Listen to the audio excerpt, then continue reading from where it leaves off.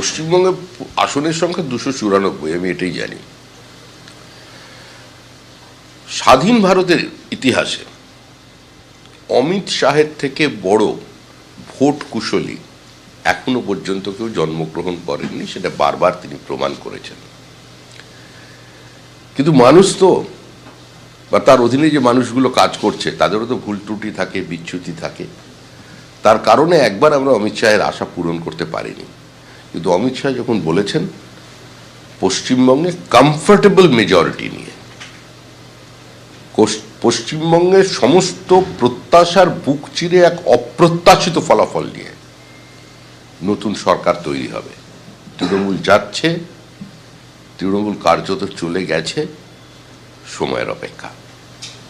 দাদা, আপনারা বাংলায় যখন লড়াই করছেন তখনই দেখা যাচ্ছে গাজিয়াবাদে মেশিন দিয়ে বাংলাদেশি চেক করা হচ্ছে, বিহারি বস্তিতে পুলিশ গিয়ে তারা বলছে তাদের কাছে নাকি এরকম মেশিন আছে, একটা ভাইরাল ভিডিও হচ্ছে, সেখান থেকে নাকি বাংলাদেশি দেখা যাবে। দেখুন, ভয় পাওয়ানোর জন্য অনেক রকম কথা বলে, প্রকৃত পরিচয় জানার জন্য।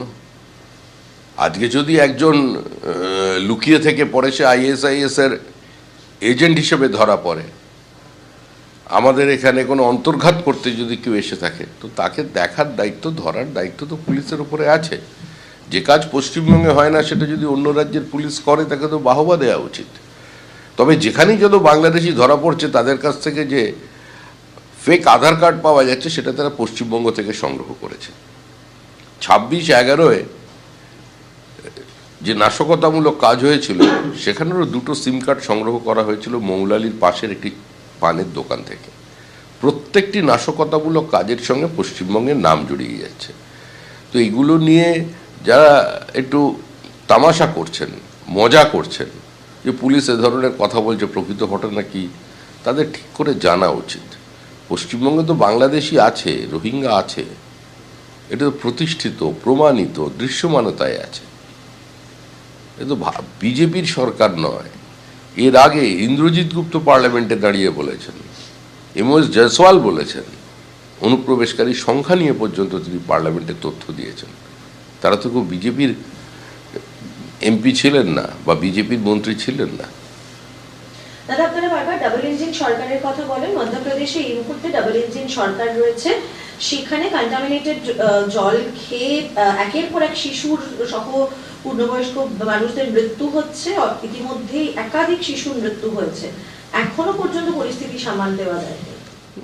কোনোভাবে একটা দুর্ঘটনা ঘটেছে, সরকার তার দায়িত্ব এড়াবে না, সরকার পাশে থাকবে, কিন্তু যাদের প্রাণ চলে গেছে সেটা তো ফিরিয়ে দেওয়া যাবে না। ফুলপ্রুফ সিস্টেম বলে তো কিছু হয় না। ঘটনাটি দুর্ভাগ্যজনক, এ নিয়ে রাজনীতির কোনো অবকাশ নেই। কিন্তু ডাবল ইঞ্জিন সরকার তো কাজ করে দেখাচ্ছে। বিমারু স্টেট মধ্যপ্রদেশ বিজেপির নেতৃত্বে কোথায় পৌঁছে গেছে আজকে সেটা তো দৃশ্যমানতায় আছে। আর যে পশ্চিমবঙ্গ একসময় মহারাষ্ট্র শিল্প নিয়ে প্রতিযোগিতায় থাকতো, সেই মহারাষ্ট্র কোথায় আর আজকে আমরা কোথায়? সেজন্য পশ্চিমবঙ্গের মানুষ স্থির করে নিয়েছে যে গঙ্গোত্রী থেকে গঙ্গাসাগর ডাবল ইঞ্জিন সরকারই হবে। বাংলায় দেখা যাচ্ছে র্যাম্প বেনজির একটা রাজনীতির রঙ্গ, যেখানে দেখা যাচ্ছে র্যাম্পে হাঁটছেন অভিষেক বন্দ্যোপাধ্যায়, তার পেছনে কালো পোশাক পরা, সানগ্লাস পরা সিকিউরিটি পার্সোনাল, এবং তিনি ঘুরে ঘুরে এবং হেঁটে হেঁটে বক্তব্য রাখছেন। বাংলার রাজনীতিতে নির্বাচন আসছে, এরকম র্যাম্প রাজনীতি দেখা যাচ্ছে, নাকি আপনাদের দলেও দেখা যাচ্ছে? নিঃসন্দেহে এটা সৃজনশীল ব্যাপার, এটা তো আনন্দের বিষয় যে তৃণমূল কে বিজেপি র্যাম্পে হাঁটিয়ে ছাড়ছে। আরও কোথায় কোথায় ভবিষ্যতে আমরা হাঁটাবো খালি আপনি দেখতে থাকুন।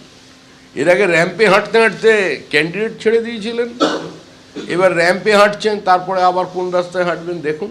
তবে হাঁটাবো আমরাই, ভাঙবো, গড়বো, নড়বো, যা কিছু হওয়ার সেটা বিজেপির মাধ্যমেই হবে, এটা নিশ্চিন্ত থাকুন।